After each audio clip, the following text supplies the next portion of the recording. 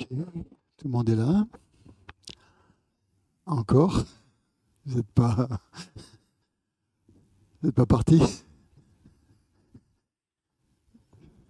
C'est raide un peu quand même de commencer la découverte du bouddhisme par l'esprit comme ça. C'est quand même un des sujets les plus difficiles et on plonge direct dans la partie la plus profonde du bassin. C'est vraiment la partie la plus profonde, hein.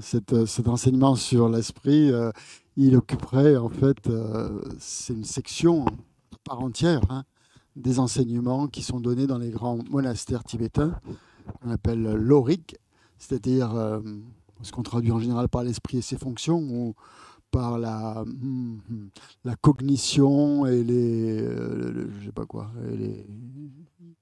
c'est difficile, et les raisonnements, on pourrait dire. Ouais. Donc c'est vraiment un sujet que les moines étudient à fond, sur lesquels ils débattent, et il y a plein de, c'est très technique. Il y a beaucoup de choses à savoir sur les différentes perceptions. Donc ici on l'aborde dans Découverte du bouddhisme, mais vraiment comme une introduction, hein. C'est pas pour moi c'est un petit peu difficile parce que je sais pas jusqu'où je peux aller. Comme c'est très profond, je veux pas non plus vous noyer, donc dans tout un tas dans tout un tas de choses. Donc voilà, c'est parfois peut-être un petit peu difficile à comprendre, ces définitions, ces choses-là, mais voilà, on est obligé de passer par ça et j'essaie de le rendre le plus simple possible, mais c'est pas toujours facile. Surtout aujourd'hui, donc quand on va essayer d'aller un petit peu plus loin qu'hier et essayer d'avancer un petit peu en étant plus précis, en regardant vraiment ce qui se passe dans l'esprit. Mais je pense qu'en fait, ce qui vaut plus que toute étude, en fait, c'est vraiment regarder ce qui se passe pendant la méditation. C'est ce moment de méditation qui nous confronte vraiment directement avec l'esprit qui est vraiment le plus important. Et voilà, donc si au moins vous êtes venu pour ça, je pense que c'est déjà bien. Mm. Donc on va commencer voilà, par une méditation, puisque c'est ça le plus important et c'est ça qui va nous mettre en condition aussi. Donc on va faire comme hier. Donc cette méditation qu'on fait, c'est la méditation la plus simple qui soit dans le bouddhisme et je vous invite vraiment à la faire chez vous, ou même chez vous ou pas, ou ailleurs, ou dehors, dès que vous pouvez, dès que vous avez des instants, donc pour vous recueillir, pour essayer de voir comment est votre état d'esprit. Donc on prend simplement quelques minutes maintenant pour se concentrer sur d'abord sur la posture. Donc c'est d'avoir le dos droit, hein, c'est de ressentir notre verticalité. À quel moment la colonne vertébrale est trop penchée vers l'avant, voilà, vers l'arrière, et essayer de trouver juste cet axe qui soit dans lequel l'énergie circule bien. Voilà. Et puis en plus, ça permet de couper court avec ce qu'on vient de vivre, notre état d'esprit précédent, et d'entrer plus profondément donc, dans ce qui se passe en nous.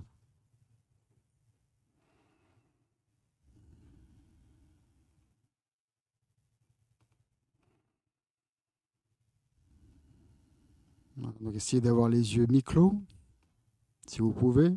Si c'est trop difficile, si vous avez l'habitude de les fermer, vous pouvez les garder fermés.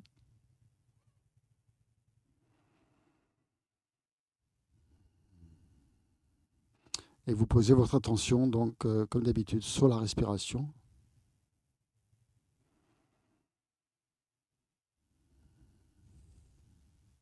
Ce qu'on peut faire pour amener un peu plus de concentration, c'est de compter les cycles respiratoires, par exemple jusqu'à 10.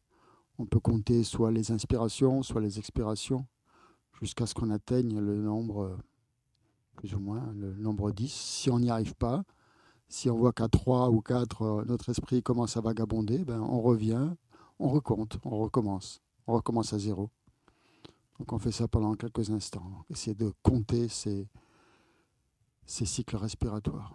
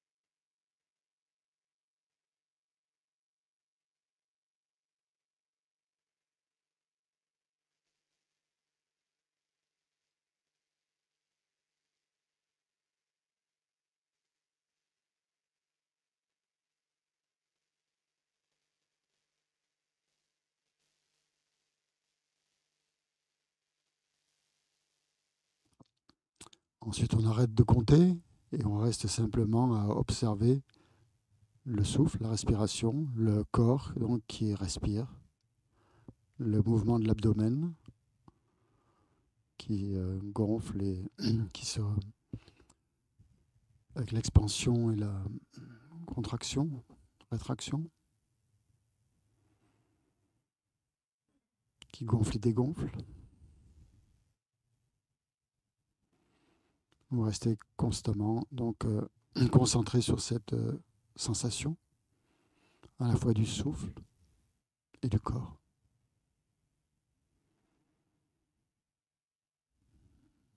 Ce qui vous ramène automatiquement à l'instant présent.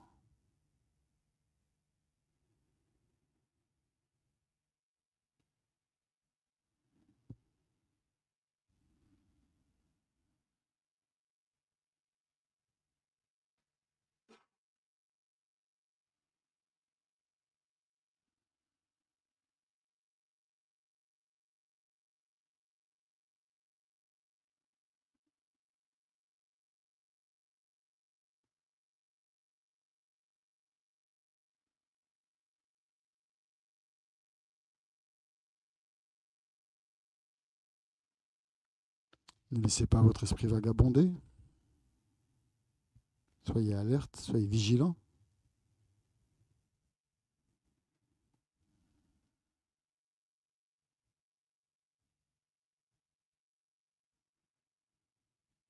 Ça veut dire ne vous impliquez pas dans tout ce que votre esprit vous raconte pour l'instant.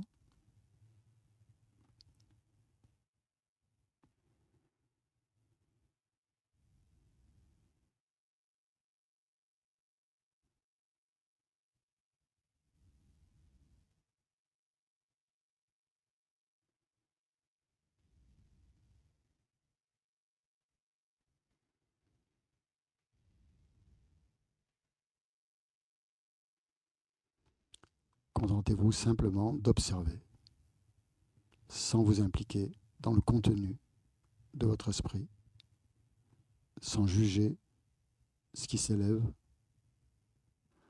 sans s'accrocher à des pensées agréables et sans essayer de repousser des pensées plus désagréables. Restez neutre.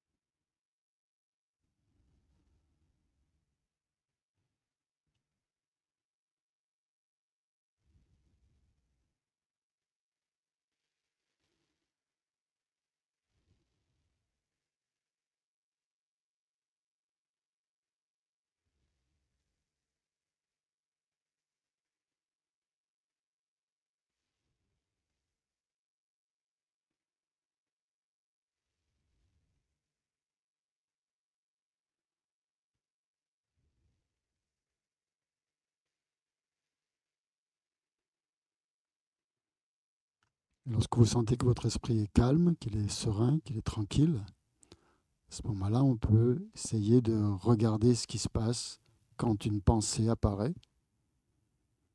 Bien sûr, à ce moment-là, il n'y en a aucune qui apparaît, c'est bien. Mais si vous attendez un petit peu, si vous regardez, si vous êtes attentif, vous allez voir apparaître des pensées. Et regardez comment cette pensée donc s'élève, reste un instant, puis disparaît.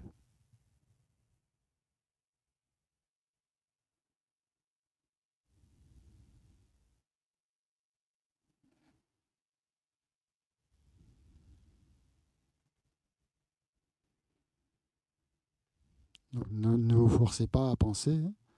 Laissez juste la pensée s'élever d'elle-même, comme d'habitude.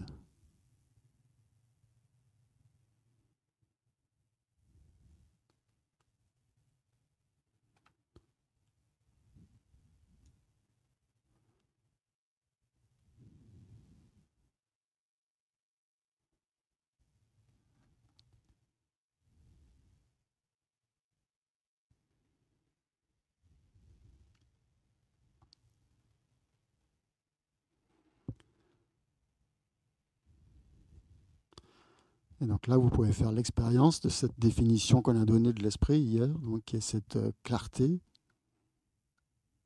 et ce pouvoir de connaissance, cette faculté de connaissance, cette faculté cognitive.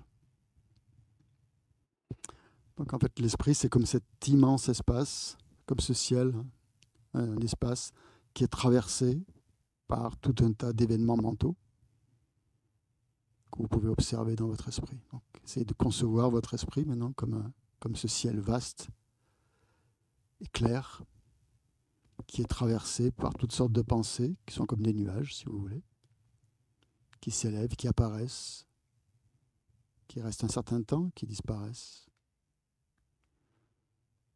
Donc, voyez les pensées simplement comme ces nuages qui flottent dans notre espace mental.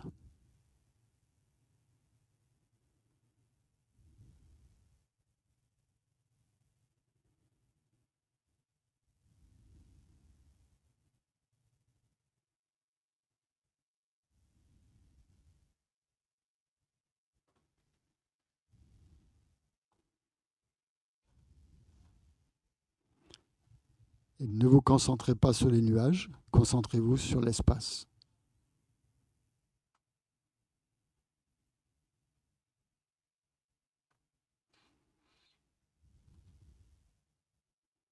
Vous pouvez ainsi percevoir ou entreapercevoir la nature pure et lumineuse de votre esprit, qui est toujours là, même quand il y a des pensées, même entre les pensées, tout le temps.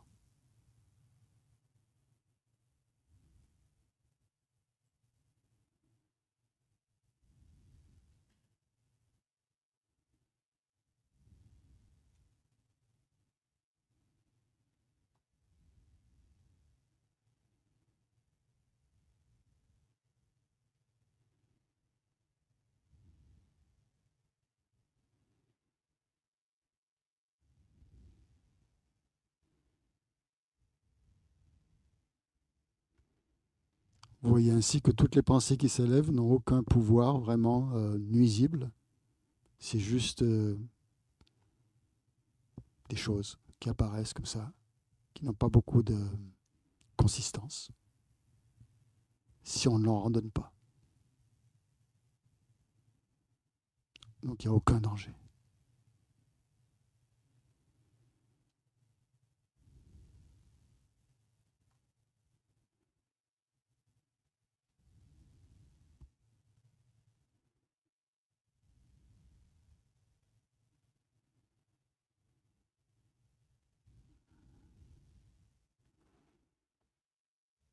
Si vous perdez cette conscience de la nature de l'esprit, vous revenez à la respiration, vous alternez comme ça entre les deux.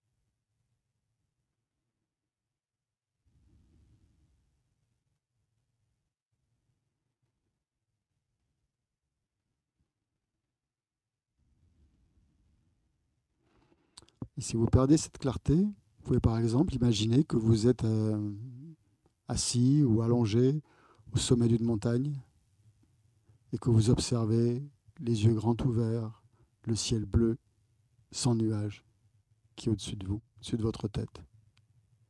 Et vous ne voyez que cet immense espace lumineux.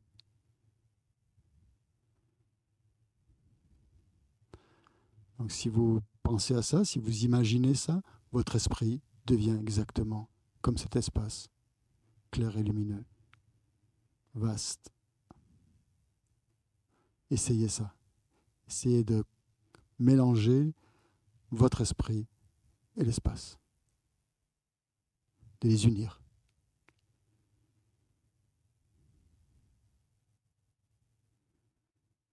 puisque c'est leur nature.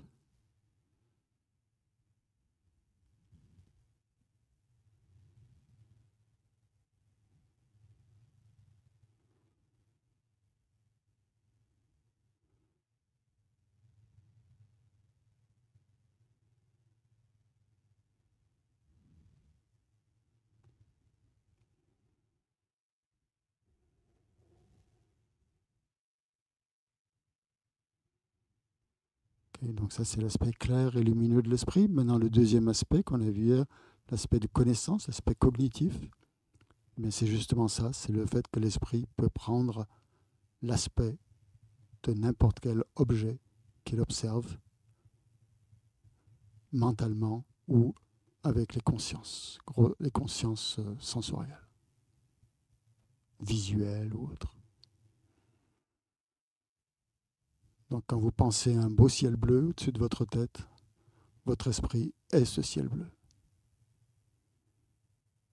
connaît ce ciel bleu, appréhende ce ciel bleu et se fond complètement avec lui. Votre esprit devient le ciel bleu.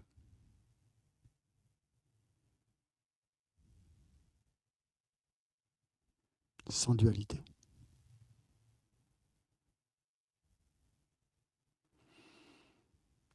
Donc en essayant de garder cette conscience de la clarté, de la luminosité, de l'aspect cognitif de l'esprit, on va maintenant donc amener une motivation dans notre pratique, en amenant dans notre espace mental toutes les personnes qui composent notre vie, qui font partie de notre vie, quelles qu'elles soient, aussi bien le côté amical que moins amical, que plus antipathique même, et même les personnes qui ne nous font ni chaud ni froid. Amenez toutes ces personnes-là dans votre esprit, ces personnes qui vous sont chères, ces personnes qui vous déplaisent, et ces personnes que vous remarquez à peine. Visualisez-les.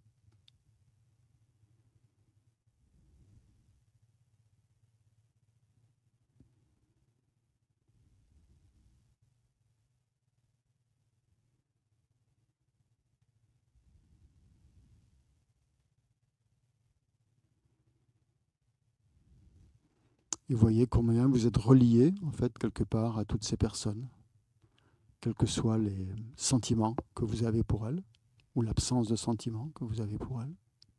Il y a un lien, il y a une connexion.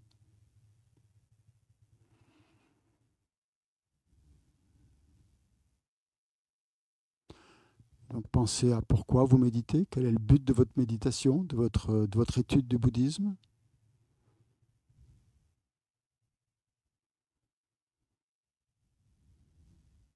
Comme par exemple le fait de vouloir être plus en accord avec la réalité des phénomènes, la réalité de soi-même et des autres, d'être plus compatissant, plus aimant, plus à l'écoute des autres, plus heureux.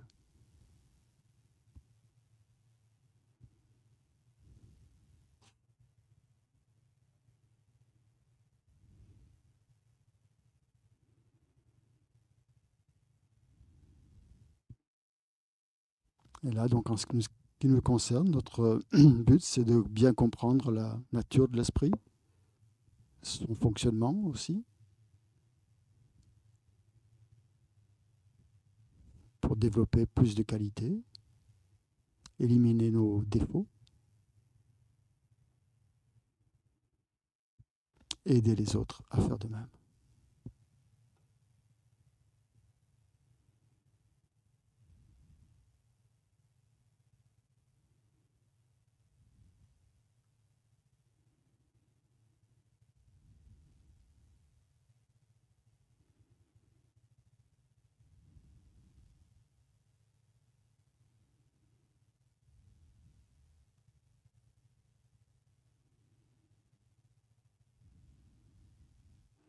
Donc amenez vraiment cette motivation, cette intention dans votre conscience. Prenez-en vraiment conscience. C'est vraiment très très important.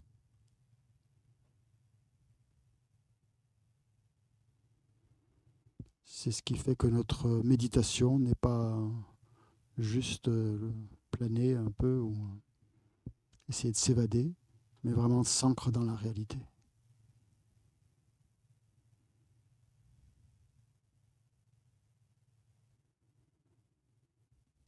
Et dans la vie de tous les jours.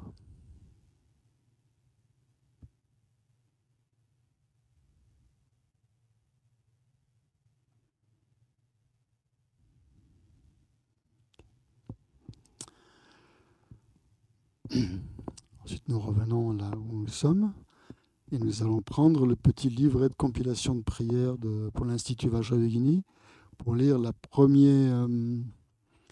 premier paragraphe qui donne une motivation justement à notre journée, à notre étude, ce que nous allons faire aujourd'hui. C'est page 3. Oui, le premier paragraphe. Vous pouvez trouver c'est une forme différente, mais ça revient au même, le livret là, qui s'appelle La méthode qui change une vie de souffrance en bonheur à la boutique aussi, aux éditions Mahayana. On lit ensemble la première strophe. Jusqu'à l'éveil, jusqu'à ma mort, et surtout aujourd'hui, que je me lève, marche, m'assois ou me couche, que j'étudie le Dharma, réfléchisse ou médite, puissent mes actions physiques, verbales et mentales ne pas engendrer de souffrance, mais devenir des causes de bonheur, et par-dessus tout, des causes qui me feront atteindre le parfait abandon et le plein développement, la bouddhéité. Donc, parfait abandon et plein développement, c'est la traduction littérale de bouddhéité, de Bouddha, comme on l'a vu hier, Sangye. Éliminer tout le négatif et développer tout le positif. Voilà. Donc ça, c'est la motivation qui préside pour les pratiques. Et on va lire maintenant un petit hommage au Bouddha Shakyamuni pour son enseignement, pour ses enseignements. Et ça se trouve page 73 dans le livre doré. Ça s'appelle « Prière à réciter au début des enseignements ».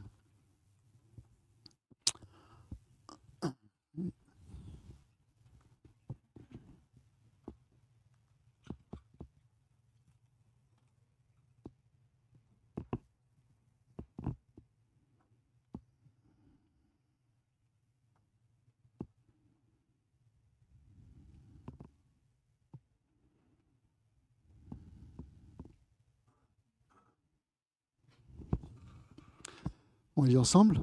Alors la première strophe, on va la lire en tibétain, puisque c'est comme ça qu'on reçoit la transmission. Et après, on lira les deux fois suivantes, on lira en français. Lama tompa chomden den de shinche padra jompayan da pazope sangye Rigpa danja sutempa dewa shekpa jikten kiempa kiepo dulwe kalo gyurwa lana mepa ladami amgitumpa sangye chomdende pelgelwa shakya tupa la chatsalo choto kyapsuchi o.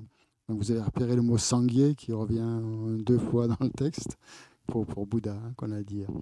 Maître enseignant, Bhagavan, Tathagata, Arhat, Bouddha, pleinement accompli, parfait en connaissance et en bonne conduite, Sugata, connaisseur du monde, insurpassable, guide des êtres à discipliner, enseignant de tous les dieux et de tous les hommes, à vous, Bouddha, Bhagavan, glorieux conquérant, Shakyamuni, je rends hommage et présente des offrandes.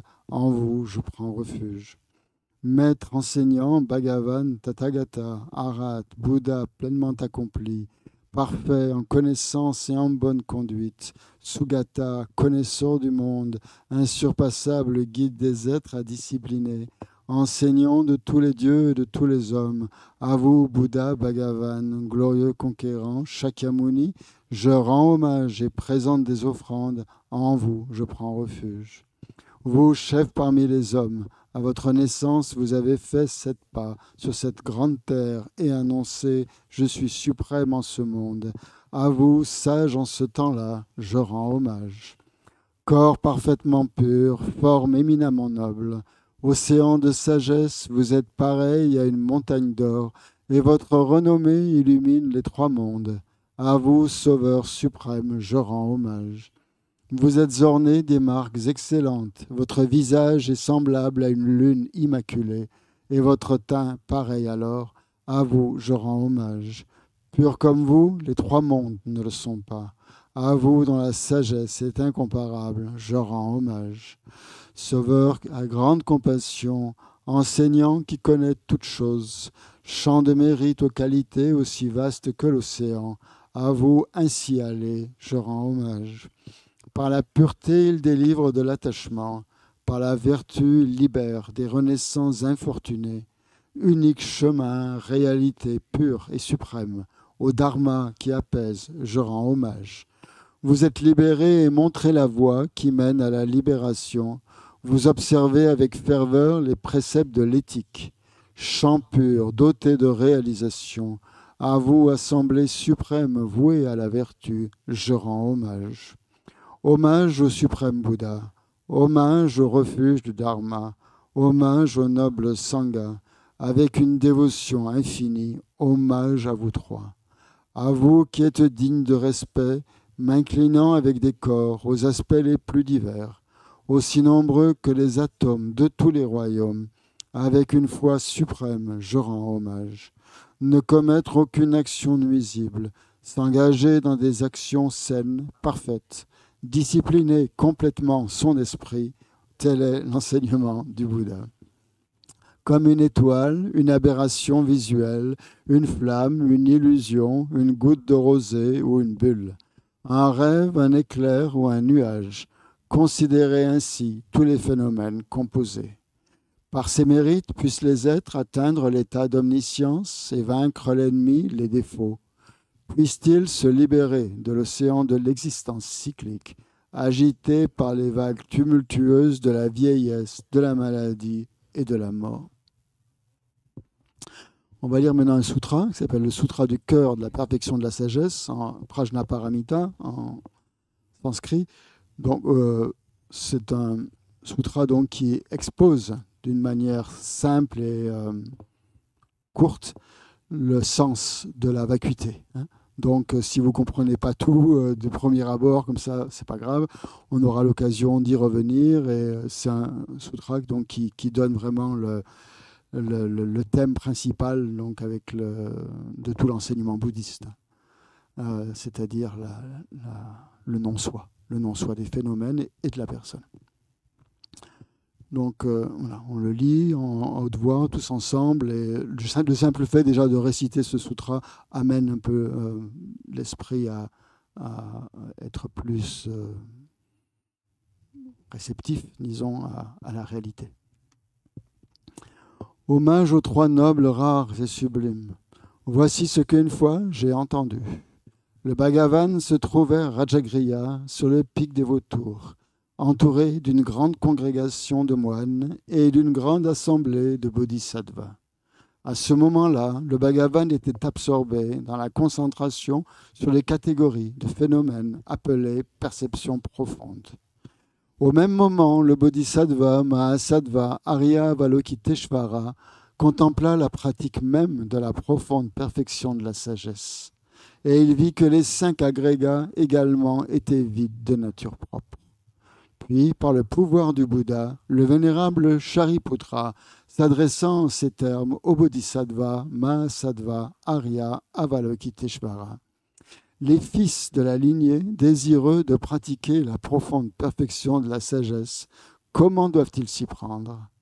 Le bodhisattva Mahasattva Arya Avalokiteshvara répondit alors au vénérable Sharadvatiputra.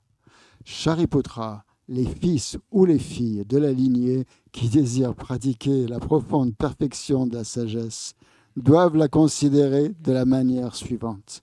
Ils doivent contempler correctement et à maintes reprises le fait que les 5 agrégats, eux aussi, sont vides de nature propre. La forme est vide, la vacuité est la forme. La vacuité n'est pas autre que la forme, et la forme n'est pas autre que la vacuité.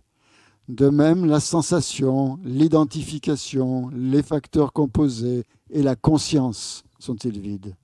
Shariputra, ainsi, tous les phénomènes sont-ils vacuités. Ils sont sans caractéristiques. Ils ne naissent ni ne cessent, ne sont ni souillés ni non souillés, ni déficients ni parfaits. En conséquence, Shariputra, dans la vacuité, il n'y a ni forme, ni sensation, ni identification, ni facteur composé, ni conscience, ni œil, ni oreille, ni nez, ni langue, ni corps, ni mental, ni forme, ni son, ni odeur, ni saveur, ni objet du toucher, ni phénomène mental. De l'élément de l'œil et ainsi de suite, jusqu'à l'élément du mental et l'élément de la conscience du mental, il n'y a pas d'élément. Il n'y a ni ignorance, ni élimination de l'ignorance, et ainsi de suite, jusqu'à il n'y a ni vieillissement et mort, ni élimination du vieillissement et de la mort.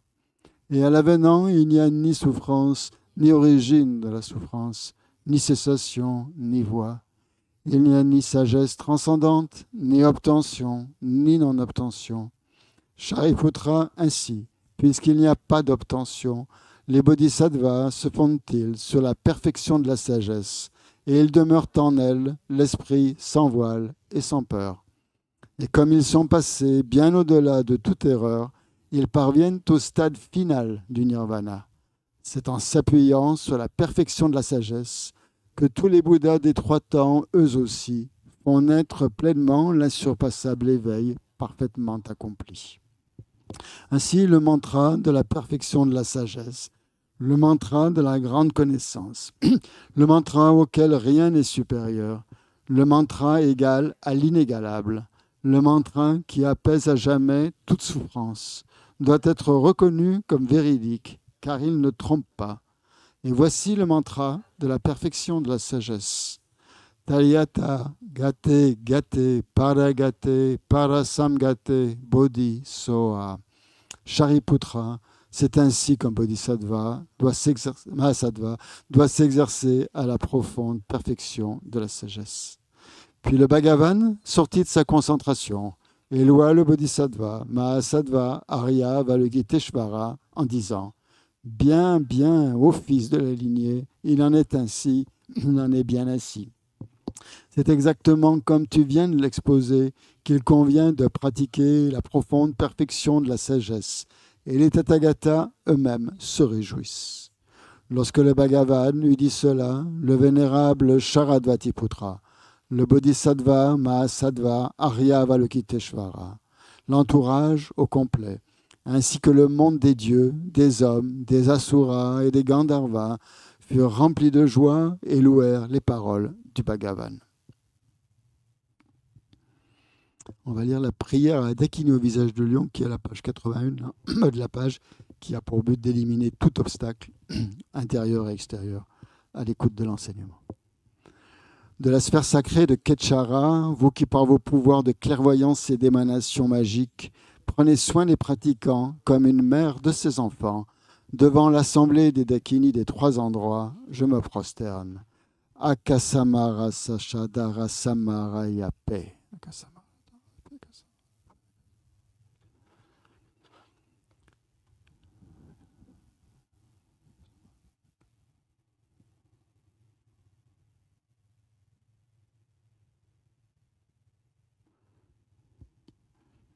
Akasamara Sachasadara Samarayape. Tayata Gate Gate Paragate Parasamgate Bodhi Soa.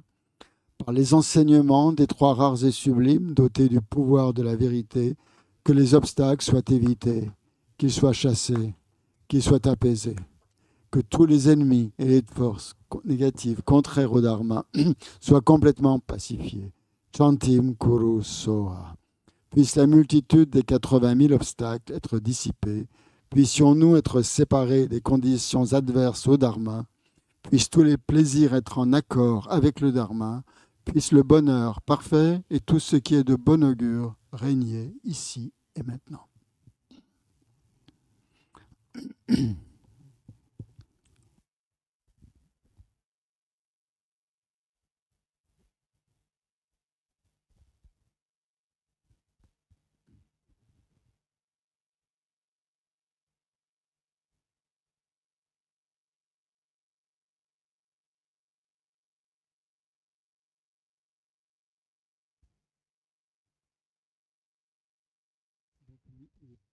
hier, on a vu un petit peu commencer à voir, disons, comment ce qu'était l'esprit, hein, sa définition. Déjà, quel était le but de la pratique bouddhiste? Qu'est-ce que recherchait un pratiquant bouddhiste? Et donc, on avait dit que c'était d'atteindre l'éveil, de devenir Bouddha, et que l'obtention de la bouddhéité donc, se faisait avec l'esprit, par l'esprit et dans l'esprit. Ce n'était pas un état qu'il faille atteindre, un état extérieur à nous, extérieur à notre esprit, mais vraiment le plein développement de ce potentiel qui est déjà en nous et qu'on appelle la nature de Bouddha. Et donc, grâce à ce potentiel, on a cette capacité, cette possibilité d'être pleinement éveillé, ce qui est la définition donc d'un Bouddha, quelqu'un qui a complètement éliminé tous ses défauts et à qui épanouit, disons, toutes ses qualités. Et donc que le mot ici intérieur donc qualifiait tous les bouddhistes, d'après la traduction tibétaine justement, c'était de concevoir donc la pratique comme ce développement de l'esprit, donc de l'intérieur. Et les bouddhistes étaient appelés donc des gens de l'intérieur. On a vu ensuite, qu'est-ce qu'on a vu ensuite? Oui, bon, la définition bien sûr de l'esprit, ce que c'était, ce que ça voulait dire. Donc les deux aspects donc de cette définition, l'aspect clarté qui correspond donc plus à la nature de l'esprit, au fait qu'il est, il y a toujours cette clarté, quoi qu'il arrive, dans tous les moments, qu'on soit heureux, qu'on soit malheureux, qu'on soit, quelles que soient les perceptions, que ce soit des perceptions visuelles ou olfactives ou autres, ou mentales, qu'elles soient sensorielles ou mentales, il y a toujours cette clarté qui est là. Donc le mot clarté ici fait référence surtout à l'aspect immatériel de l'esprit. L'esprit, donc on a dit, ce n'est pas le cerveau, ce n'est pas quelque chose de substantiel, quelque chose qu'on peut voir, toucher, observer, mais qui est complètement insubstantiel, immatériel, et qui prend l'aspect de tout ce qu'il observe. Et là, donc, c'est l'aspect cognitif de l'esprit qui connaît, qui peut connaître toute chose, des plus grossières aux plus subtiles, avec les différentes fonctions donc, qu'on essaiera peut-être de voir un petit peu aujourd'hui, avec les consciences. Voilà. Mais comme je vous le disais, donc c'est un vaste sujet donc que nous faisons vraiment aborder juste pour avoir une idée d'ensemble de ce avec quoi on va travailler pendant ce cursus, ce programme de découverte du bouddhisme, qui est aussi donc pour certains, je ne sais pas pour tous peut-être, mais une découverte de l'esprit aussi peut-être. Voilà. Donc le bouddhisme s'intéresse essentiellement à l'esprit, puisque le but de la pratique bouddhiste, c'est de nous rendre heureux et de rendre tout le monde heureux. C'est-à-dire de nous libérer de toutes nos souffrances et de toutes nos contraintes, pour nous rendre libres, pour atteindre la libération et l'éveil. C'est deux choses qu'on peut soit assimiler, soit voir comme différentes. Mais se libérer, ça veut dire quoi? Ça veut dire être libre des perturbations mentales donc qui occupent notre esprit. Puisque malgré cette nature pure et lumineuse de l'esprit qui est tout le temps là, il y a malgré tout dans notre esprit toutes sortes on va dire des impuretés ou des choses qui se baladent comme ça, qui nous empêchent vraiment de voir directement cette nature pure. Elle est toujours, disons, voilée par des concepts, par des impressions, par des images, par des souvenirs, par tout un tas de bagages, peut-être que mentaux qu'on transporte avec nous. Et donc la libération consiste essentiellement à se libérer de toute cette charge émotionnelle et autres, conceptuelles aussi, qui nous empêchent de percevoir directement cette nature. Donc la libération, c'est ça. Et quand on atteint cet état de libération, donc atteindre la libération, c'est pas atteindre un état, un autre état, enfin un état extérieur, mais vraiment le travail se fait dans l'esprit. Et il se fait à l'aide essentiellement de deux formes de pratique L'une qui consiste à purifier, c'est-à-dire à éliminer, purifier, éliminer, nettoyer, ce que vous voulez comme terme, laver, éliminer. Voilà, c'est l'aspect justement de sang qu'on trouve dans sanguer, première syllabe du mot, qui veut dire donc éliminer le négatif. Donc ça c'est et toutes les formes de pratiques bouddhistes en fait contiennent ces deux principes essentiels donc de la voie, hein, qui consiste donc dans un premier temps ou en même temps, je ne sais pas si ça se fait en deux temps, éliminer et aussi accumuler. Donc d'un côté on élimine et d'un côté on accumule. On élimine ce qui n'est pas bon, on accumule ce qui est bon. Hein, il y a un côté un peu comme ça. Accumuler, c'est donc ce qu'on appelle quand on récite des prières comme ça, comme celle qu'on vient de réciter, le Sutra du cœur, on accumule, on utilise ce terme accumuler, je ne sais pas si c'est le bon terme, mais c'est ce qui est utilisé dans la langue tibétaine.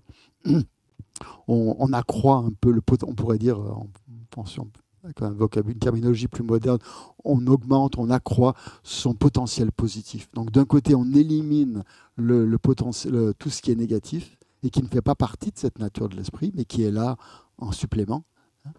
Et de l'autre, eh bien, on accroît, on accumule, on recharge un petit peu ce potentiel positif qui est là, qui est déjà là, et qui, lui, fait partie de la nature de l'esprit. Donc, toutes les pratiques reviennent à ça, finalement. D'un côté, éliminer, et de l'autre, accumuler. Et donc, c'est pour ça qu'on récite un petit peu, c'est un peu le sens de ces prières qu'on récite avant d'étudier, avant de méditer, justement, pour nous aider à purifier et à accumuler. Voilà. Et chaque fois qu'on médite, justement, on recharge un petit peu les batteries. On remet du potentiel positif dans notre esprit. Quand on étudie, quand on fait toutes ces activités qui nous amènent justement petit à petit à atteindre la libération, l'éveil. Donc voilà pourquoi on va étudier essentiellement l'esprit, c'est pour déjà voir comment il fonctionne et éliminer, essayer de tendre vers de plus en plus de bonheur, justement, en éliminant tout ce qui l'encombre, de négatif bien sûr. Et pour une véritable transformation. Donc, premier aspect de l'esprit qu'on avait vu, je ne sais pas si on avait vu, ouais, on avait terminé comme ça par une méditation. Oui, on avait dit que l'esprit, c'était comme une continuité, en fait. On pourrait dire que l'esprit, en fait, il se manifeste par une double continuité. Il y a une continuité horizontale et une continuité verticale. Alors, qu'est-ce que j'entends par là et par une continuité horizontale? Eh bien, la continuité horizontale de l'esprit, c'est simplement l'esprit. Ce sont quand on a dit que c'était quelque chose d'immatériel, c'est cette continuité d'instant à un instant qui compose notre esprit. Notre esprit, il est fait d'un train. C'est comme un train de wagon avec des instants qui se succèdent les uns aux autres. Et donc, qu'est-ce qui fait qu'il y a l'instant de conscience présent, immédiat, tout de suite, là, on a l'instant de conscience, d'où il vient, d'où il sort, quelle est sa source, puisqu'il y a une question là-dessus qui était très intéressante, justement, ou une réponse, je ne sais plus. Mais c'est ça qu'on recherche, finalement. Quelle est la source, quelle est la cause de cet instant de conscience qu'on est en train de vivre maintenant, dans l'esprit? Quelle est la cause de cette clarté mentale? Quelle est la cause de cette cognition? Eh bien, c'est tout simplement l'événement précédent. Donc, en fait, un état mental, c'est le résultat, c'est l'effet d'une cause qui est exactement similaire du point de vue de sa nature et du point de vue de sa fonction, qui est colorée peut-être différemment, mais qui a la même consistance, la même nature, la même continuité. Et donc, l'esprit n'est que cette continuité d'instant en instant que l'on peut observer, en fait.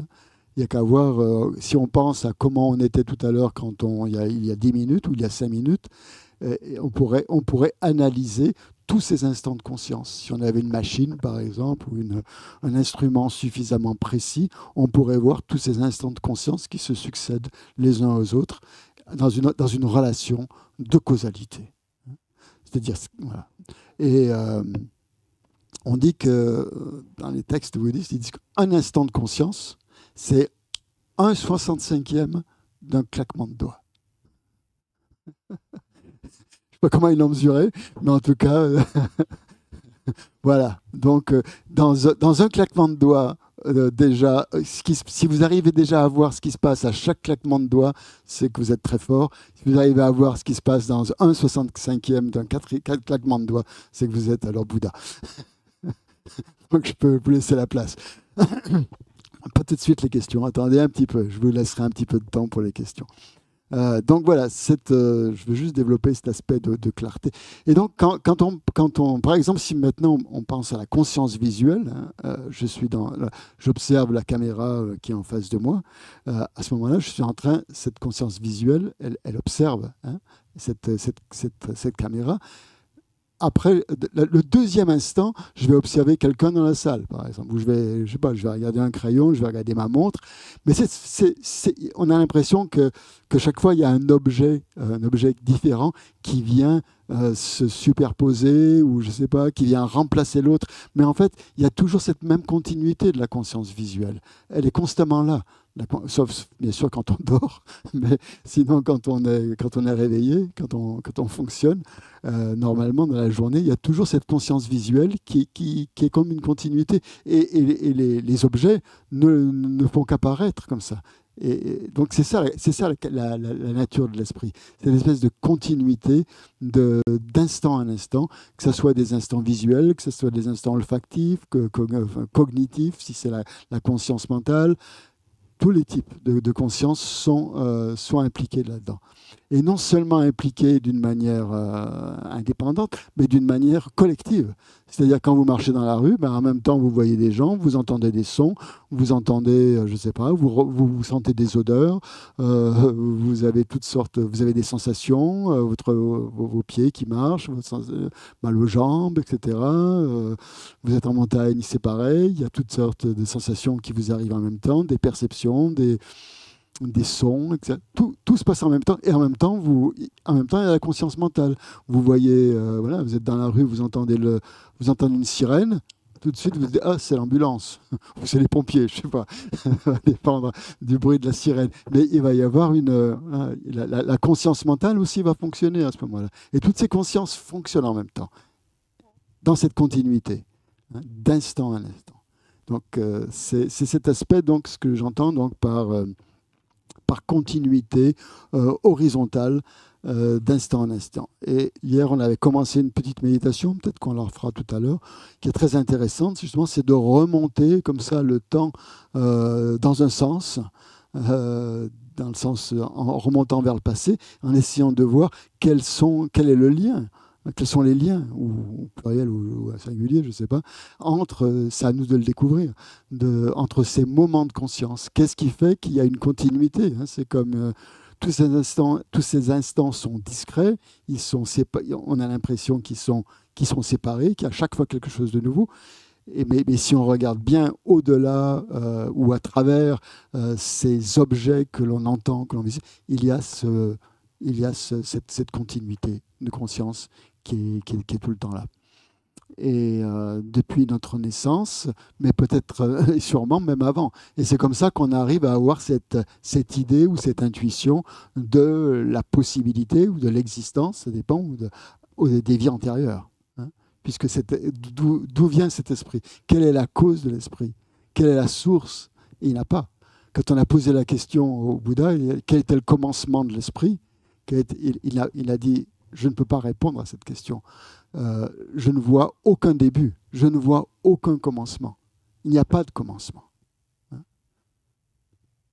Parce que s'il y avait un commencement, qui est-ce qui aurait créé ce commencement? Hein?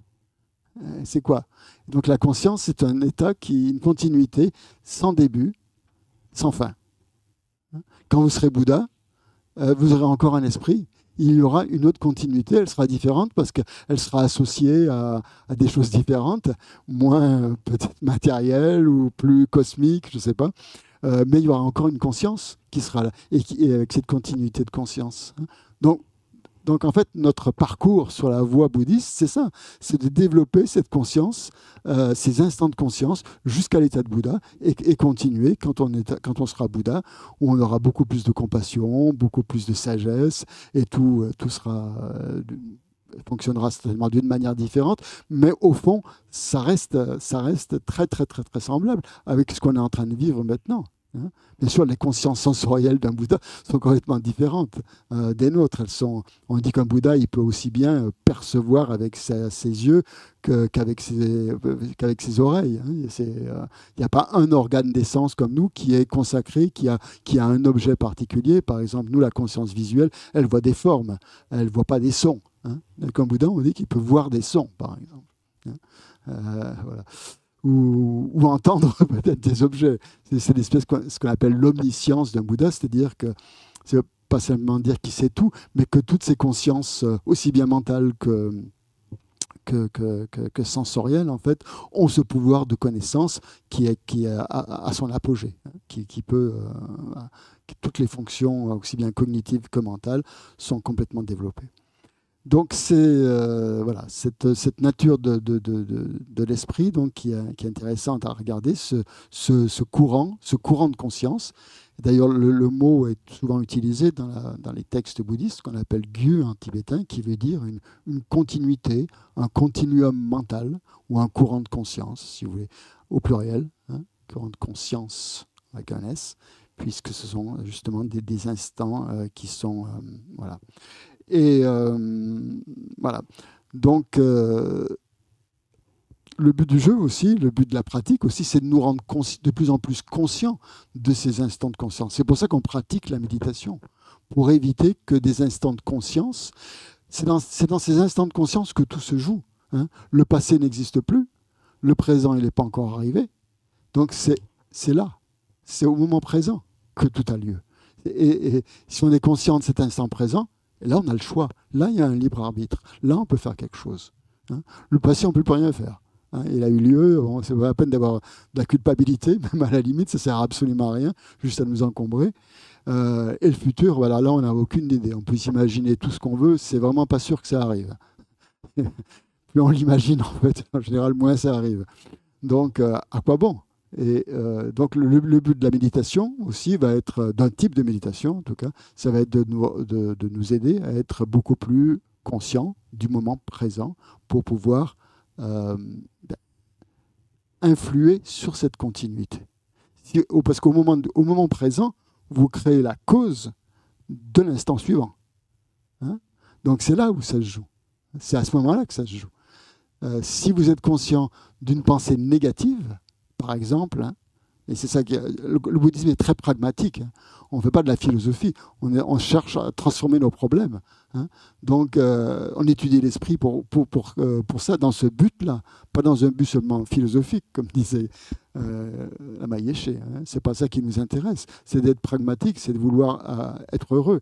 Donc, si dans un instant de conscience, hein, on voit qu'on a une pensée négative, qui, dans un deuxième instant, peut amener encore des problèmes, etc., etc., etc., continuer à cette chaîne, justement, de problèmes pour nous et pour les autres, créer peut-être même, si on a la pensée d'un mauvais acte ou d'une mauvaise pensée qui peut déclencher une mauvaise parole, une parole blessante, par exemple, ou même un acte blessant. Hein, tout ça, c'est bien de la pensée. Ces actes, ces paroles, elles ne naissent pas s'il n'y a pas une intention, s'il n'y a pas une motivation derrière. Et la motivation, c'est la pensée. C'est à peu près le même terme en tibétain, sam. Hein, qui est pensée ou qui est motivation, c'est très très lié. Et donc, c'est dans cet instant de pensée que tout se joue. Et une pensée négative, on peut l'arrêter. On peut éviter qu'elle se transforme en parole ou qu'elle se transforme en acte, hein, si on est vigilant, si on est suffisamment attentif. Et ça, c'est le but de la méditation, de faire en sorte que dans l'instant présent, il y ait une conscience suffisamment forte, suffisamment puissante pour nous permettre d'accroître ce qui est positif, puisque si c'est une pensée positive d'amour, de compassion, eh bien, elle va donner lieu à d'autres pensées positives qui vont suivre, d'autres états mentaux. Et en développant ces états mentaux, on va être de plus en plus en phase avec la réalité, on va être de plus en plus heureux. Puisque dans le bouddhisme, on dit que la cause du bonheur, c'est pas l'extérieur, c'est pas de s'acheter le dernier iPhone. Hein. La cause du bonheur, c'est de faire le bien. Hein. C'est de pratiquer la vertu, entre guillemets. Ce mot, je n'aime pas trop ce mot, mais personnellement, mais bon, qui est positif en tout cas. Hein. C'est ça qui amène du bonheur. C'est tous les états d'esprit positifs qui amènent du bonheur. Et tout ce qui amène de la souffrance, c'est tous les états d'esprit négatifs. Donc c'est pas compliqué. Il ne faut pas chercher des choses compliquées. Hein. C'est juste pourquoi on est heureux, pourquoi est-ce qu'on a un instant de bonheur, c'est parce qu'on en a créé la cause. L'instant de bonheur, il n'arrive pas tout seul. On a créé la cause où, comment? Dans notre esprit. C'est notre esprit qui a créé la cause. Parce qu'on a eu une pensée positive, peut-être à un moment dans notre vie, dans une vie antérieure, je ne sais pas quand, mais on a eu une pensée positive. On a eu un instant, quelque chose de positif qui a créé, qui a eu un effet. Et l'effet, c'est ça. C'est ce moment, cette sensation de bonheur qu'on ressent immédiatement à ce moment-là, dans cet instant présent. Donc chaque fois que vous avez une sensation de bonheur, de plaisir, sensation agréable, vous pouvez être sûr que cette sensation, cet effet, il correspond à une cause qui est de même nature. On ne peut pas avoir une cause qui soit de nature différente. C'est comme l'esprit. Hein. C'est comme les plants de tomates et de pommes de terre. C'est forcément la même nature. Donc, un effet heureux vient d'une cause heureuse, d'une cause positive. Un effet malheureux, souffrance, vient d'une cause négative. Okay. Donc, à l'instant présent, quand on voit, grâce à la vigilance, grâce à l'introspection, grâce à l'analyse de l'esprit, on voit qu'on a une pensée négative, tout de suite l'arrêter. C'est à ça que ça sert, donc, l'étude de l'esprit et la concentration. Arrêter toute pensée qui peut amener de la souffrance. C'est tout. C'est pas égoïste, parce que la souffrance, ça fait nous souffrir nous-mêmes et ça fait aussi souffrir les autres. Hein. Quand on est mal dans sa peau, quand on n'est pas bien, ça amène de la souffrance aux autres. Donc c'est pas simplement pour soi. Bon, on commence par soi, bien sûr. Hein. On cherche tous à être heureux pour soi-même, c'est évident. Mais aussi, on va plus loin que ça. Donc c'est dans ces instants de conscience, dans cette continuité de l'esprit, justement, que l'on peut intervenir, qu'on a ce choix, que l'on a ce libre arbitre. Quand on voit cette pensée négative, on a le choix. Soit on la laisse, soit on fait rien, soit on l'entretient. Et alors en général, ça développe. C'est comme ça que la colère arrive, hein, parce que notre esprit, il a des capacités d'analyse incroyables, aussi bien dans le bon côté que dans le mauvais côté. Notre esprit, quand on cherche à analyser des choses positives, parfois c'est très compliqué, c'est lourd, on n'y arrive pas. Par contre, parfois pour des choses négatives, ça va très vite, hein, c'est en automatique. Et quand on est en colère contre quelqu'un, tout de suite, on voit les défauts de la personne, on les analyse, en quelques secondes, on a tout vu, hein, on a tout analysé. On peut faire exactement la même chose du côté positif. Hein. On peut entraîner notre esprit à faire la même chose que ce qu'on a tendance à faire d'une façon négative, à le faire aussi d'une manière positive. Et c'est comme ça qu'on devient Bouddha. Voilà. C'est pas autrement. C'est comme ça qu'on développe ces qualités, dans l'instant présent, en étant vigilant, en étant conscient. Conscient de cette continuité. Donc c'est très très important vraiment de prendre conscience de cette continuité de l'esprit. Parce que si on ne pense pas à cette continuité, on a l'impression, on ne comprend pas pourquoi on est là. On ne comprend pas ce qui nous arrive. Pourquoi tout d'un coup on est heureux, pourquoi tout d'un coup on est malheureux, tout ça vient, tout ça. On s'imagine toujours que c'est à cause des autres, hein, ou d'événements extérieurs qui nous rendent la pluie, je ne sais pas quoi, le président, le changement, plein de choses. C'est toujours l'extérieur. Mais non, ça c'est rien. C'est de l'extérieur, il n'existe pas sans notre pensée. Hein, en fait, hein. À ce moment-là, vous n'êtes pas en train de... Vous ne savez pas du tout ce qui se passe à Matignon ou je ne sais pas où, dans ailleurs, dans un autre pays. On peut l'imaginer, certes. On peut en avoir une petite idée, mais on n'est pas en train de le vivre. Donc ce qui importe, c'est ça. C'est ce qu'on est en train de vivre maintenant. Et c'est là où on peut vraiment qu'on peut agir. Ce n'est pas en pensant à ce qui n'est pas là devant nos yeux. Hein. Donc le but aussi donc, d'analyser l'esprit, c'est de nous ramener aussi à cette conscience de plein de choses, hein, de l'impermanence, hein, de voir que les événements se succèdent les uns aux autres, mais ils ne se succèdent pas forcément sans nous. Hein. On peut intervenir dans cette succession. Et là, on en parlera plus avec le karma, par exemple. Le karma, ce n'est pas quelque chose qui nous tombe dessus comme ça et qu'on ne peut rien faire. C'est aussi quelque chose qu'on peut transformer, qu'on peut changer. Et tout a lieu dans l'instant maintenant. Donc c'est dans cet instant, dans ce moment présent, qu'une action, qu'une intention ou qu'une action va avoir lieu. Et c'est ça le karma. En fait, hein. C'est cette intention. Hein. Parce que karma veut dire, en sanskrit, ça veut dire action. Tout simplement, action. Mais ce n'est pas simplement l'action physique ou l'action verbale, c'est aussi l'action mentale, c'est-à-dire l'intention qui est là. Hein. Ce n'est pas que l'action. Hein. C'est ce qui déclenche aussi l'action. Et ça, c'est une action quelque part. Hein. C'est une action, c'est un processus mental. Voilà.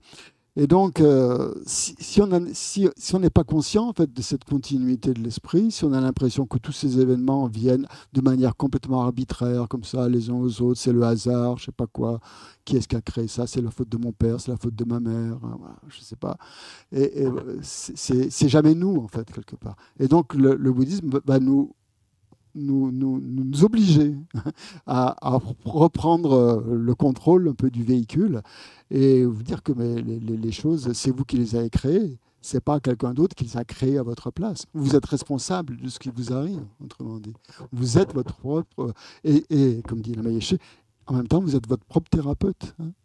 Puisque tout ça, vous l'avez créé, tout ce qui vous arrive, c'est vous qui êtes responsable, ben maintenant, ok, c'est bien, vous avez pris conscience, maintenant, vous allez agir et vous allez, puisque vous pouvez créer aussi, vous avez créé des choses négatives, un univers pas toujours positif, mais maintenant, vous allez vous efforcer de créer quelque chose de beaucoup plus positif qui va vous guérir et qui va complètement vous libérer.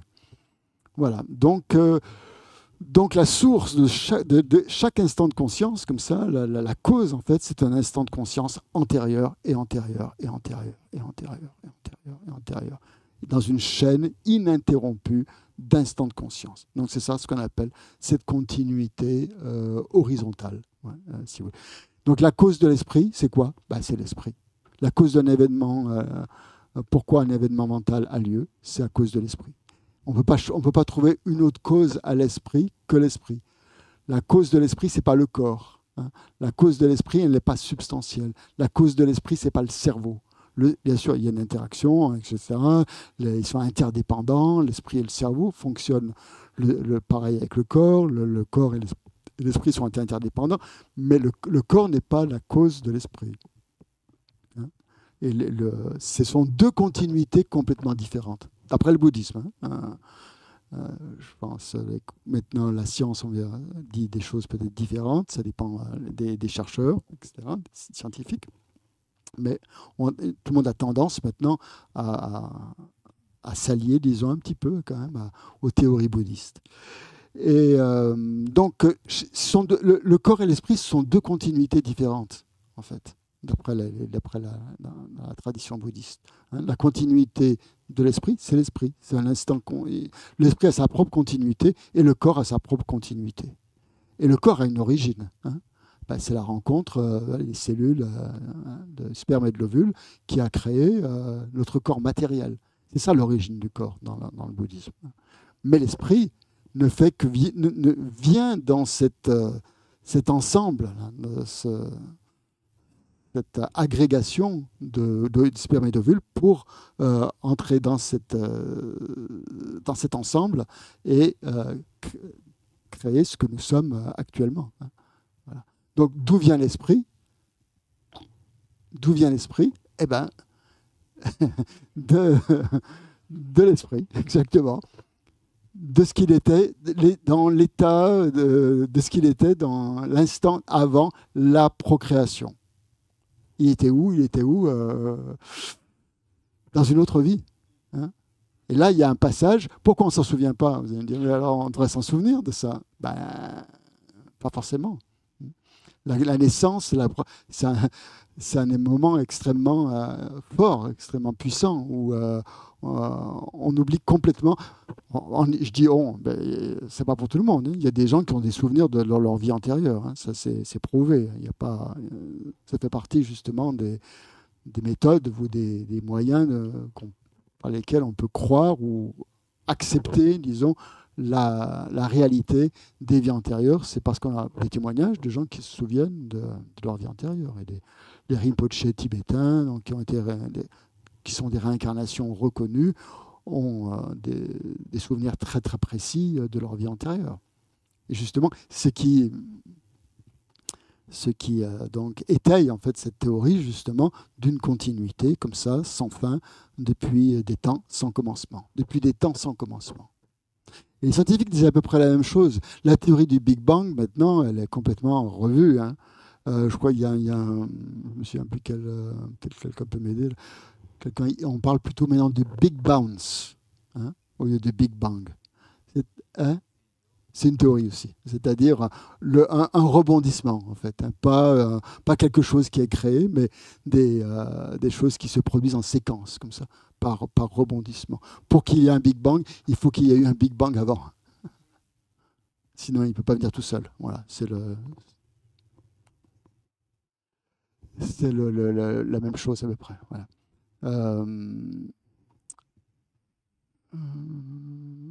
Je vais citer une citation du Dalai Lama que j'ai sous les yeux, qui se trouve elle vient qui s'appelle Mind Science, la science et l'esprit. Le Dalai Lama, il dit, si nous examinons les origines de nos expériences intérieures et de la matière extérieure, nous découvrons qu'il y a une uniformité fondamentale dans la nature de leur existence, dans le sens où les deux, je traduis, c'est pour ça que je sais pas très, il s'exprime mieux que moi, mais je traduis au fur et à mesure. Les deux sont gouvernés par le principe de causalité. Donc il y a une causalité interne, extérieure, une causalité extérieure. De la même manière que le monde intérieur, le monde mental, le monde des événements cognitifs, chaque moment d'expérience vient d'un moment antérieur, d'une continuité antérieure, et ainsi de suite jusqu'à l'infini. De même, dans le monde physique, chaque objet, chaque événement doit avoir une cause immédiatement antérieure, et ainsi de suite, une continuité antérieure qui sert de cause. Et c'est à partir de ce moment-là, à partir de ce moment présent que la matière vient exister, que le moment présent de la matière, comme de l'esprit, donc vient exister à partir d'une cause antérieure.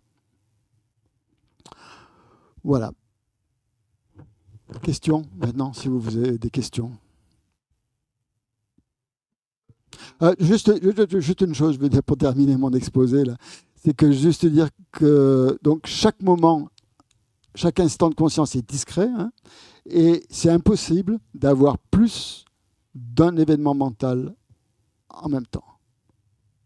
Voilà. Donc dans cette théorie, presque, sauf bien sûr si vous êtes très attentif, très vigilant. Normalement, on a un événement mental qui se produit à chaque instant, à chaque 1/65e d'un claquement de doigts. On ne peut pas en avoir deux, c'est déjà pas mal. Voilà, bon, ok. Donc, on pourrait imaginer que c'est comme des diapositives. Les diapositives, ce sont des petites photos et d'instant en instant. Mais bon, ma question peut-être est hors sujet, mais entre chaque instant, qu'est-ce qu'il y a?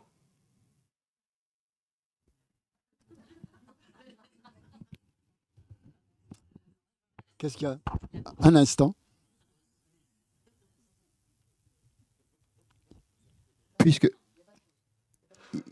oui, mais si un instant, chaque instant se suive donc 67 fois un claquement de doigts. Voilà. Un 66, voilà, un claquement de doigts. Voilà. Ouais. Mais entre chaque instant, il y a forcément quelque chose qui relie les deux instants. Un instant. Bon. D'accord, ok. Quelle est cette chose qui relie un instant à un autre? L'esprit. L'esprit. Donc nous sommes la résultante de nous-mêmes à chaque instant. Pensée, action. Comment? Pensée, action. Nous sommes la résultante de nous-mêmes en fonction de nos fonctionnements mentaux et... Ok, merci. Après, moi, j'ai pas les réponses à tout. Hein. Ce qui est important, c'est que vous vous interrogiez. Ça, c'est très, très important. Ouais. Je ne suis pas censé vous donner des réponses. Hein. Mais ce qui est important, c'est ça. Posez-vous des questions. Bonjour. Bonjour. Tout à l'heure, on a parlé d'éliminer les souffrances, les émotions. Enfin, je l'ai un peu compris comme les émotions aussi. Négatives. Les émotions négatives. Ouais. Enfin, les émotions désagréables. Et en fait, pour moi, un corps, on ne peut pas l'empêcher forcément de vivre une émotion. Parce que Comment un corps physique, on ne peut pas l'empêcher de vivre une émotion. Un corps qui vit une émotion, c'est quoi un corps qui vit une émotion? Ben, c'est une réponse physiologique, hormonale. Une réponse à une émotion. Oui, c'est une réponse physiologique à quelque chose qui se passe. Et du coup, dans le corps. Mais c'est pas ce qui se passe dans le corps, c'est une sensation. À ce moment-là, c'est une sensation. C'est pas une émotion. L'émotion, elle se passe dans l'esprit. Elle se passe pas dans le corps. Ben, ouais, enfin, je le vois pas du tout comme ça. En tout cas, dans les enseignements que moi j'ai eus, c'est pas du tout ça. Parce qu'à chaque émotion correspond un besoin et une hormone. Comment? Pour chaque émotion correspond un besoin caché derrière une émotion. Et aussi, hormonalement, dans le corps, il se passe quelque chose. Et donc, mais c'est pas ça la question que j'ai à poser. C'est finalement... Il y a un lien, oui, tout à fait, bien sûr. Oui, il y a un lien. Après j'ai conscience que la perception qu'on a des choses et l'intention qu'on y met, tout ça, c'est toujours la réponse, c'est dans l'esprit. Mais du coup, la question que je me posais, finalement, c'est l'attachement qu'on a à la souffrance qui est la clé à tout ça, finalement. C'est ça? Qui est la clé? Enfin, la clé, non, mais qui est la problématique, le problème, qui est le problème et à la fois la clé. Finalement, c'est de lâcher. D'accord, ok. Donc c'est ce que j'ai compris. Je voulais vraiment voir si c'était. Finalement, c'est à ce qu'on s'attache. C'est quoi l'attachement? C'est ce qu'on veut garder, c'est ce qu'on nourrit finalement. C'est un esprit. Oui.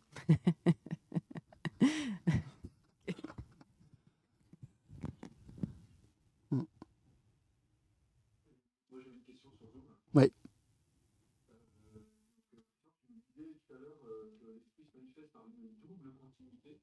Ouais. Il s'exprime par une double. On en a vu une pour l'instant, ouais. On en a vu qu'une, ouais. On n'a pas encore vu l'autre. On n'a pas encore vu l'autre, ça va venir. Ça, c'est la continuité que j'ai appelée horizontale. On va voir la verticale maintenant. Elle est plus vertigineuse. Oui, pardon. Bonjour, question. Donc, moi, je m'appelle Nicolas. Nicolas. Ouais. J'avais une question sur le rapport au corps. Donc, si j'ai bien compris, donc on a la conscience mentale et les consciences sensorielles qui ont comme support un corps sensoriel, donc tous les sens. Du coup, des organes, etc. Ma question, c'est, on a quand même du coup, via ce corps doté de sens, une connaissance relative de la réalité. Puisque moi, ce que je vois, c'est pas ce que voit ma voisine, c'est pas ce que vous voyez. Ouais. Et du coup, ma question, c'est comment on peut se fier à ce corps-là, vu qu'il nous donne une connaissance relative des choses.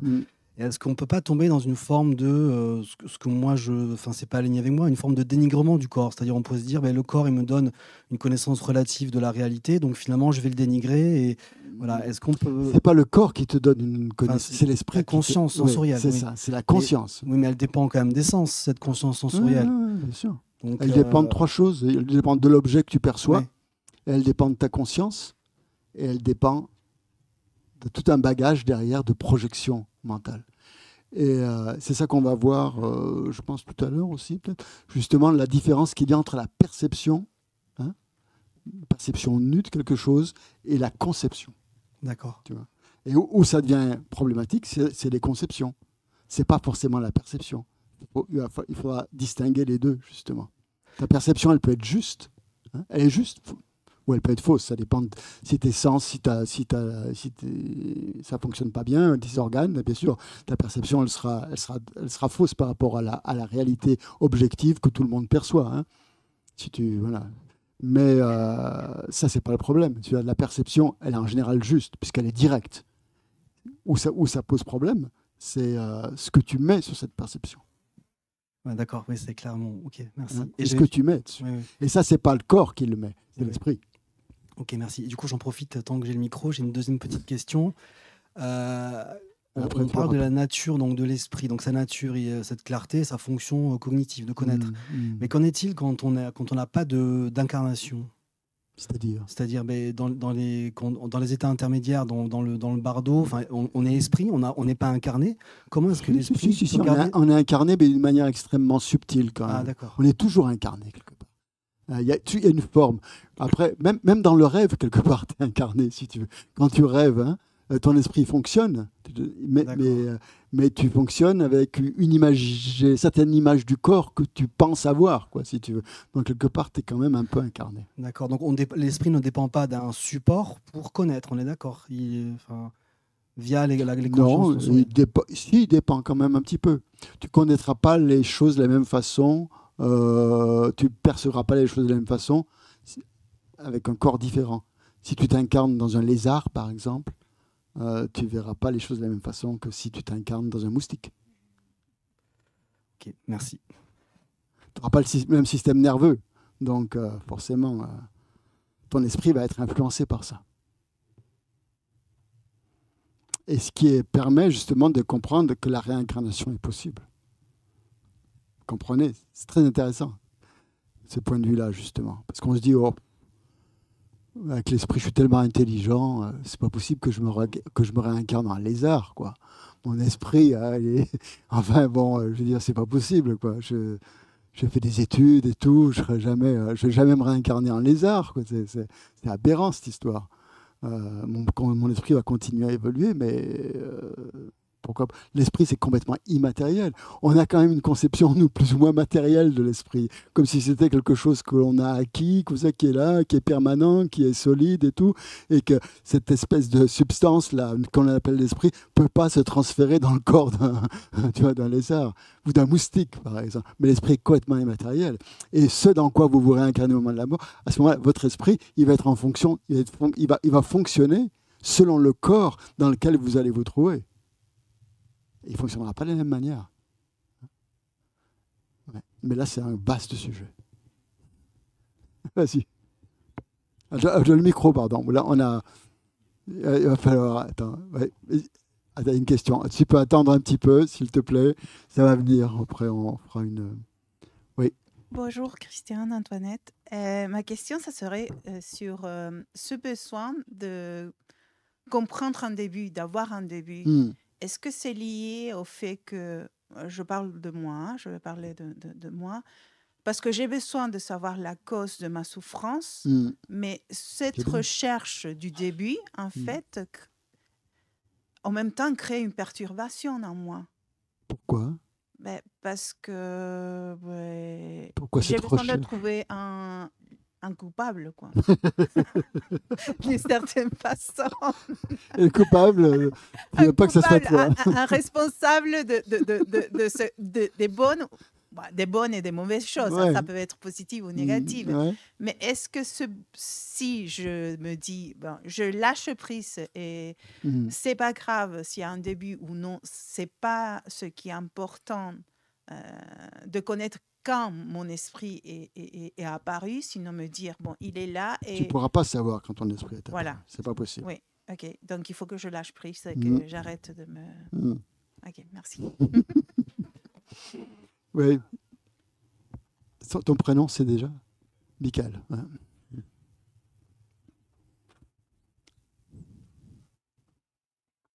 La lumière verte. Alors, c'est pas bon.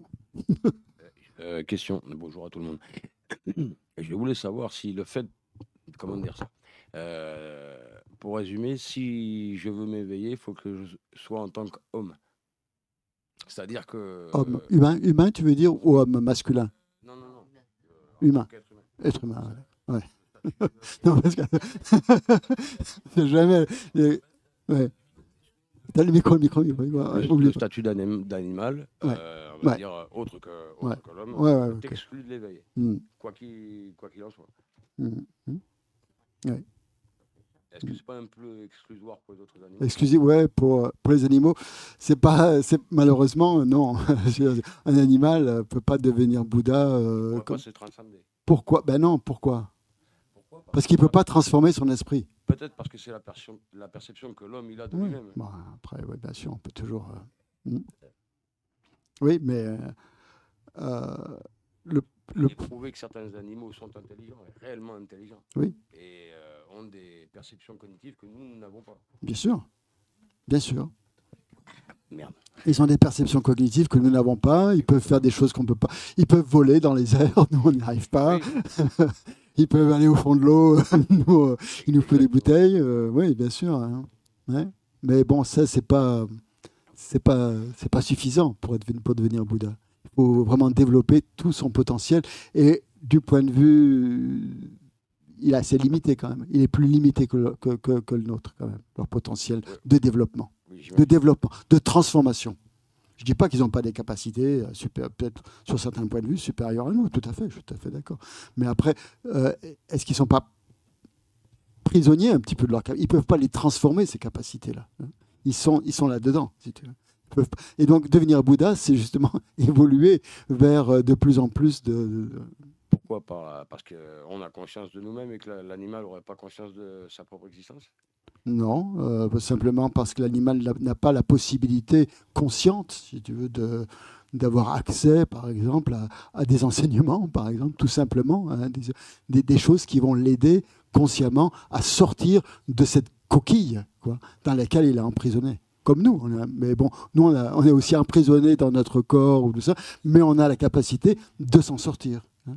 On peut mettre en pratique toutes sortes de méthodes qui sont à notre disposition par le bouddhisme ou autre, qui nous permettent justement d'avancer, d'évoluer. L'animal, à ce niveau-là, c'est un des problèmes justement du monde animal. La souffrance principale du monde animal, c'est ça.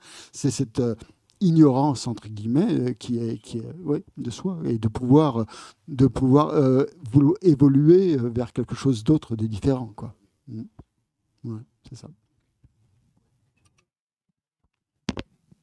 Une question en ligne. Après, on fera une petite pause, peut-être, non? Boire un café. Oublier les bonnes choses. Alors, sur Zoom, ouais, pardon. Annie. Oui. Oui. Bonjour à tous. Bonjour. Tout à l'heure, tu as dit que l'important, c'était d'observer son esprit pour arriver à contrôler nos pensées, afin d'avoir moins de pensées négatives. Et puis, tu as rajouté comme exemple, on ne sait pas ce qui se passe dans un autre pays, l'important, c'est ce qui se passe là. Et moi, je n'arrive pas à le relier. Après, à ce moment-là, comment tu fais pour t'ouvrir à la compassion? Oui, mais non, là que je prenais l'exemple de prendre conscience justement des états de conscience du moment présent. Je ne dis pas qu'après on ne peut pas réfléchir à ce qui se passe dans d'autres pays et s'imaginer même comment on agirait si on était à la place de gens qui sont, je sais pas, qui vivent au Liban ou en Israël, sur la bande de Gaza, ou bien sûr, c'est tout à fait. Mais c'est pas ce qu'on est en train de vivre. Hein. On peut très bien utiliser les informations qu'on reçoit par les médias pour imaginer comment on réagirait, nous, si on était dans cette situation-là. Par bonheur, on n'est pas dans cette situation. Hein. Mais bien sûr qu'il faut s'appuyer sur des exemples concrets comme ça pour pouvoir développer la compassion, ça aide. Mais au niveau de la réalité immédiate, ce n'est pas notre réalité. Hein. Donc on ne peut pas la connaître. On peut la connaître par des médias. Eh bien, vous savez que les médias... il y a du bon et du mauvais. Hein. Ce que vous voyez, ce que vous entendez, ça influence beaucoup vos jugements. Bon, et ça, il faut en être conscient. Hein. Et faire attention justement à ce que déclenchent les médias. Hein, chez vous, les médias peuvent déclencher des pensées très négatives par rapport à quelqu'un, alors que ce n'est pas forcément fondé. Hein. Mais aussi peuvent déclencher de la compassion. Et là, à ce moment-là, c'est bien. Et vous regardez, vous observez qu'est-ce qui se passe à ce moment-là quand vous regardez les infos. Eh bien, regardez les pensées que ça déclenche quand vous regardez les infos. Est-ce que ça déclenche des pensées négatives? Est-ce que ça déclenche des pensées positives? Est-ce que ça déclenche des pensées de haine face à un dictateur? Est-ce que ça déclenche des pensées d'amour face aux populations qui vivent sous les bombes? Regardez ce qui s'élève et faites attention. Observez, comme dit le Mayeshe. Examinez votre esprit, c'est tout. Voilà pourquoi je parle de ça. Caractère immédiat de ce qui se passe en nous. Mais ça n'enlève pas, bien sûr, la réalité, malheureusement, de ce qui se passe ailleurs, dans d'autres pays. Ouais. On fait une pause? Donc, on reprendra à moins 10. midi moins 10.